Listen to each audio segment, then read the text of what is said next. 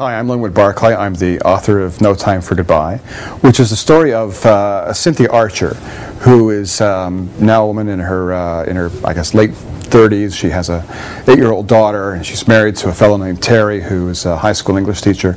But 25 years ago, when she was 14, one night she came home after a lot of rather bad behavior and some underage drinking and seeing a boy that her parents didn't want her to see. And she has quite a row with her family, and she ends up sort of falling into a very kind of deep coma that evening. When she wakes up in the morning, there's nobody there. Her parents and her brother vanish into the night, not to be seen again. And Cynthia is faced with a real kind of basic question, which is, did something horrible happen to my parents? Were they killed? Were they the victims of a serial killer passing through town? Or did they decide to leave and not take her with them? And the question then is for her is, which would be worse? Would it be worse to find out your parents were or your family was slain, or worse to find out that they were alive but didn't want to take you with them? I tried to root the story in sort of very everyday, sort of common things that we all know. And it's the smallest things that intrigue me. It's the letter that ends up being delivered to the wrong house, or it's that upturned knife in a dishwasher in the cutlery tray that really should be pointed down because that could lead to catastrophe. It's those little things that tend to obsess me personally, and that I find interesting. I like seeing these perils in in the mundane and sort of the everyday.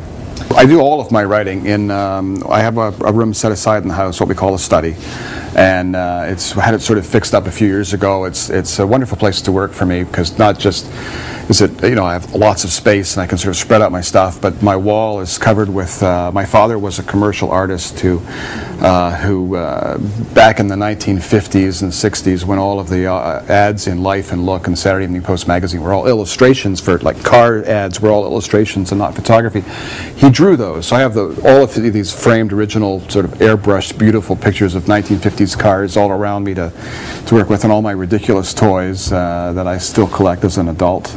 But I'm a fairly disciplined kind of worker, and I usually start in first thing in the morning. I look at the morning newspapers that come to our door and looking for ideas either for books or for columns. And if I'm in the thick of a book and it's going really well, I'll spend much more time on it in a day than perhaps I should, and we'll just keep working on into the late afternoon or early evening. If it's not a period where I'm in the thick of one, then I'm still probably plotting things out or so forth, or I'll just turn on the Nintendo Wii system and bowl. The new book is called Too Close to Home. And the premise behind that is, every once in a while we'll see some terrible story in the news about an entire family that's been slain. Everybody in one house has been wiped out. And I was thinking, what's it like to live in the house next door to that house? I mean, is it like lightning striking? If all of your neighbors are killed, does that mean that you're safer than you've ever been? Because it surely couldn't happen to two houses next to each other. And so it's about, that family that lives next door. Why was everybody next door killed? Are we safe? Should we move? And what if, in the course of that story, you were to learn that the killers who went next door, that they had gone to the wrong house?